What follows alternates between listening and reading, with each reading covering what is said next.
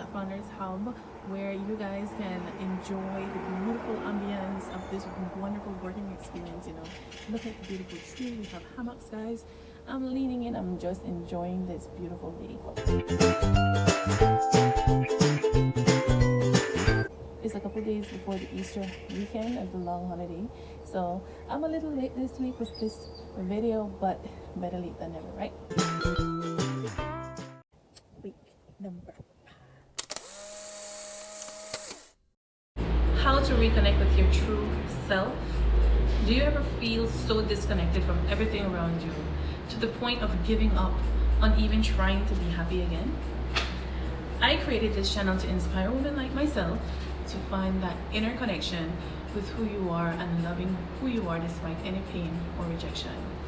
Because I know from my own experience, I know the journey of exploring a million different avenues to try to get back to what I considered to be who I was. The only problem with that, which I've come to learn over the years, is that that true self is evolving with each accomplishment, each heartbreak, especially each loss. I would say I've grown the most in times of grief. So for me, I'd say I've grown the most in the past 6 years. Losing both my grandmothers, a very close aunt of mine, and my uncle just 1 year later. Grief has a way to strip you down to the core. It made me question myself on so many. But losing my loved ones and the first-hand experience that life is truly short is what propelled me to resign from my job of 8 years and jump right into the deep end, doing what I'm truly passionate about, which is helping people heal, helping you feel fulfilled, and not only operating on fumes on a daily basis. I've lived this way for many years. Work, home, kids. Work, home, kids. Just feeling drained and unfulfilled. So how did I reconnect with my true self? Well, first let me tell you what I consider true self to be. I believe my true self is who I am when no one is around, when I'm not stressed out, when I don't feel threatened in any way. My true core, the essence of who I am, the essence of who you are, when you can live in the expression of your true self. By no means I'm saying that this means that you'll always be happy, but certainly having a deep sense of contentment in your life. When I need to recharge or find myself disconnecting, I always start with nature.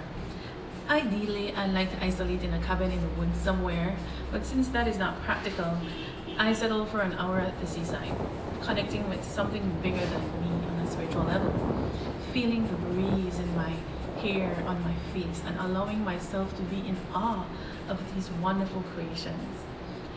I know you do not want to be this angry or depressed. I know you do not want to feel defeated. Listen, I didn't feel free until I started doing the work to love myself. The sooner you unlock that power within you, the sooner you will be able to flow through life with less strife and less offense. That voice that is telling you that it's too late right now, let me tell you, it's never too late to start working on yourself. Some of you believe, well, I've already been suffering for my entire life. Maybe it's not God's plan for me to be happy. Or I do not have the support. Although these are hurtful and unfortunate circumstances, they're very valid points. I want to encourage you that all you need is the clarity that it truly starts from within you. Anyone who has breath has experienced life to be a roller coaster with its ups and its downs. There's so many stressful things that are happening around us. How could it not be stressful? We have the pandemic, the stress of that. We have the war, we have losing our loved ones, losing jobs, being financially strained. I know it is extremely hard, and sometimes it will feel like an iron wall is bringing your entire life to a complete halt. I know.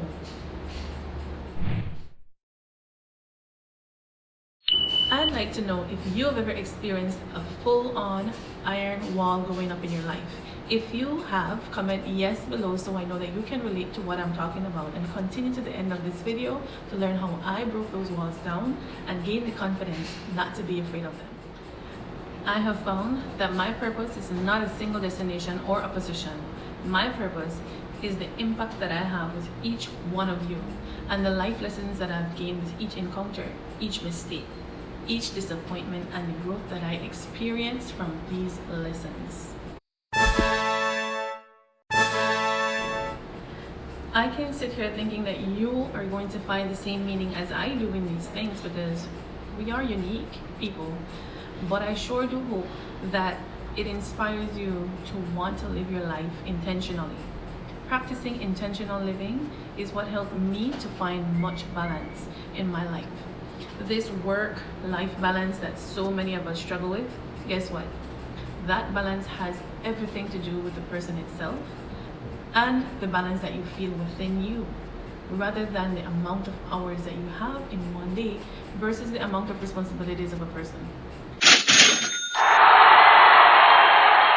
Yes, time management is important, but an overwhelmed person doing a great job at managing his or her time will still feel burnt out, stressed, and unfulfilled. I'm always going to come back to you doing the inner work first. After doing the inner work, then you combine that with prioritizing, planning, and committing.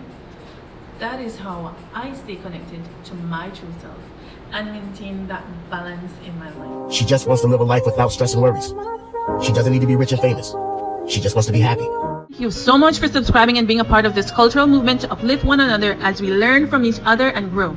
If you haven't subscribed as yet, hit that subscribe button and join us as we upload content that encourages, inspires, and empowers you each week.